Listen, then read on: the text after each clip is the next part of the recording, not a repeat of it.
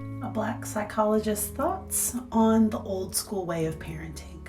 This is not going to fall into 60 seconds, so this will be part one. I use humor a lot with the families that I support, and we talk about the fact that the old school way, it doesn't work for these kids. Now, I was parented in a way where respect was demanded.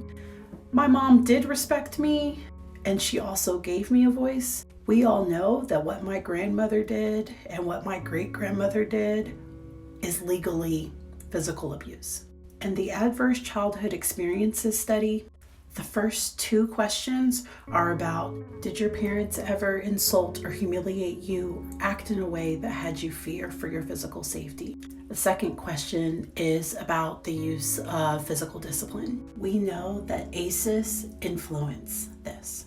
Stay tuned for part two. Black psychologist's thoughts on old school discipline, why it doesn't work, and why I prefer positive parenting.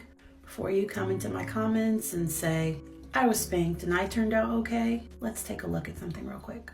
Because I was spanked as a child and I sure relate a lot to that fawn response. How are you at managing your anger? Are you thriving? And if so, was it in spite of what happened? If your parents had known a better way, could that have been effective? And if for you, your answer is nope, that saved my life, okay, that does not mean that you do that to your child. The reason I became a therapist was because somebody probably went to the school counselor and told them that my mom would threaten me. I thought it was funny. She never actually harmed me, but she would say things. And the counselor handled it so poorly that it made me want to work with this population. I need a part three. Psychologist's thoughts on old school parenting, part three. I remember working on a case where a child had been physically abused.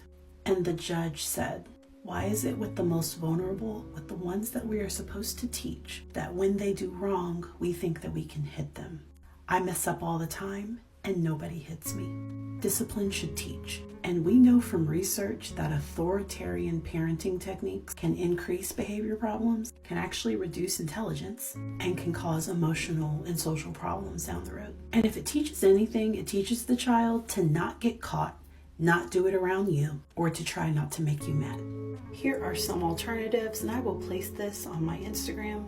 11 things that kids want from their parents. Different parenting styles. So we want to be authoritative, high warmth, and high control.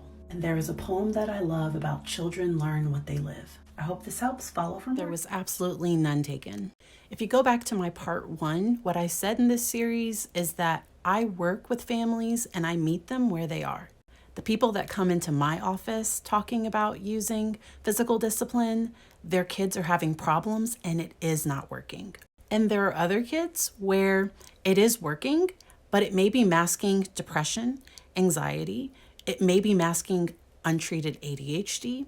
And I have seen people use physical discipline with kids for situations that were developmentally appropriate.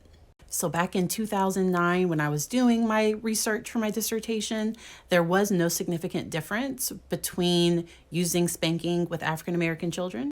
But what I will tell you from clinical practice, and often research lags actual practice, that it is not working with this generation. And when we parent out of fear, we can inflict pain.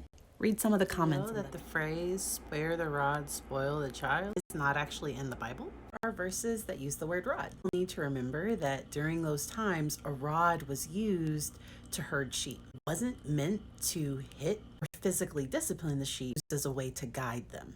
Scriptures that say whoever spares the rod hates their children, but whoever loves their children is careful to discipline them. It is a statement that is more about discipline. It's not really talking about physical punishment. I agree that a loving parent does provide their child with instruction, boundaries, guidance. The Bible has been used to justify all types of atrocities. It's important that people go back to the original text. I attended a Christian graduate program and learned hermeneutics, how to go back to the original text to interpret scripture. This helps and adds